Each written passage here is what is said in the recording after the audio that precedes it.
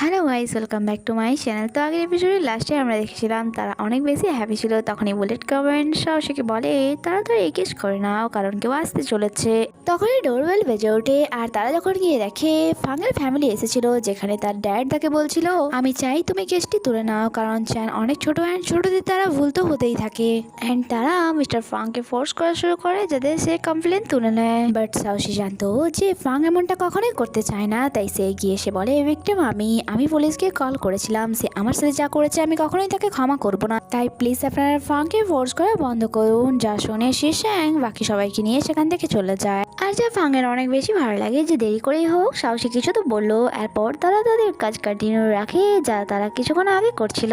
Next দিনে আমরা সাহসীকে দেখি 8 মেথড অফ প্রেগনেন্সির বুক থেকে একটি ফর্মুলা খুঁজছিল।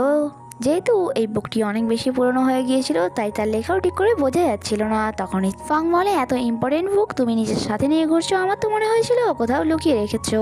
সাহসী বলে এটাকে লুকিয়ে রেখেও কি লাভ, কারণ এখানে সব ফর্মুলা আনকমপ্লিট আছে। বাট এখন আমি বুঝতে পারছি না যে এটা আমি কি করে পড়বো।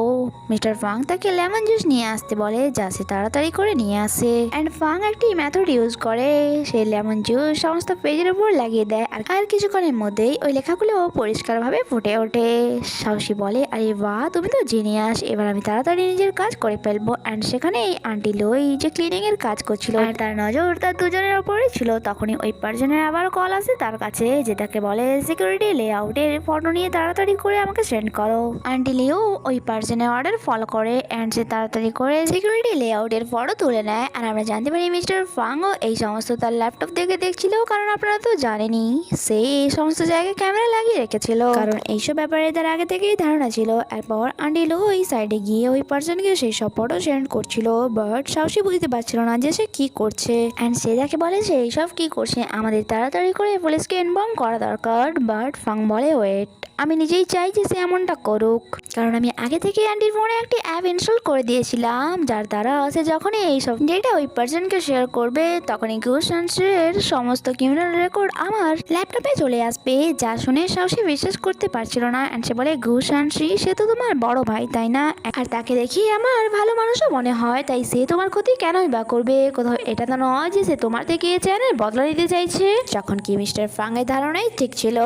অন্যদিকে ঘুষাংশী অ্যান্ড তার পার্টনার ওই ফাইলটি পেয়ে গিয়েছিল, যা দেখে তারা অনেক বেশি হ্যাপি হয়ে যায়। এদিকে সাহসী তাকে বলছিল এই জন্য আমি ভাবি তোমার আশেপাশে থাকা এত ডেঞ্জার কেন, বাট যাই হয়ে যাক না কেন, বাট তুমি চিন্তা করো না, আমি বুলেট কমেন্টের কথা সত্যি হতে দেব না, আর নাই তোমার ব্যাড এন্ডিং হতে দেব।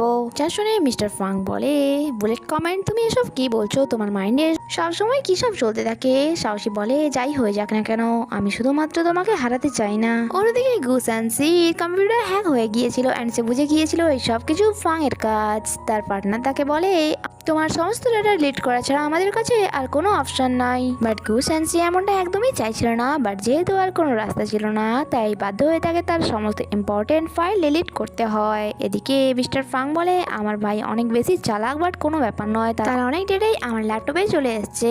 আর অন্যদিকে গুসানসি যখন ওই সিকিউরিটি ল্যাপটপের সিকিউরিটি সিস্টেমের পিকচার দেখে, সেখানে একটি স্মাইলি ফেস ছিল, তার মানে ফেক লেআউট। আর যা দেখে তার আর তার পার্টনারের হাওয়াই টাইট হয়ে যায়। এবার তার পার্টনার বলে তুমি চিন্তা করো না, আমি তো আছি তোমার সাথে।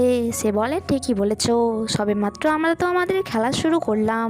এদিকে ফাং সাহসী বলছিল ঘোষাংশী আমার ভাই এটা সত্য, বাট সে আমার মমের ছেলে নয়। ড্যাড দ্বিতীয়বার বিয়ে করেছিল, ঘোষাংশী আমাকে আর আমার মমকে একদমই পছন্দ করতো না, ইভেন তো সেই কারণে সে আমাদের অ্যাক্সিডেন্ট করিয়ে দিল। আর সে কখনোই আশা করেনি যে এই অ্যাক্সিডেন্টে আমি বেঁচে যাব। আর এইসব ব্যাপারে ড্যাডও জেনে গিয়েছিল, বাট কভার করার জন্য তিনি ঘোষাংশীকে বিদেশে পাঠিয়ে দেয় পড়ার জন্য, আর আমাকে কম্পেনসেট করার জন্য কোম্পানির চেয়ারম্যান বানিয়ে দেয়। বাট ড্যাড এখনো বুঝতে পারেনি যে ঘোষাংশী কখনোই শুধরবে না, সে শুধুমাত্র ইয়োগি গ্রুপ চায় আর এটার জন্য সে তার ওয়াইফ অ্যান্ড ছেলেকেও ইউজ করছে। বাট তার এই প্ল্যানে আমি কখনোই তাকে সফল হতে দেব না। অ্যাক্সিডেন্টের সময় এক মিস্টিরিয়াস পার্সন তা দেখেছে অ্যান্ড ঘোষাংশীর অর্ডারে সেই অ্যাক্সিডেন্টই করিয়েছিল। যদি একবার ওই পার্সনকে আমি খুঁজে পেয়ে যাই, তাহলে খুব আরামসেই আমি ঘোষাংশীকে ছেলের হাওয়া খাওয়াতে পারবো। সাহসী যখন ওই পার্সনের স্পেসিফিকেশন শোনে, সে বলে এটা তো ওই পার্সন যে আমাকে মেন্টাল হসপিটালে মারতে এসেছিল, আই হোপ সবকিছু তাড়াতাড়ি করে ঠিক হয়ে যা। বাট ফাং বলে মাই জান, তুমি শুধুমাত্র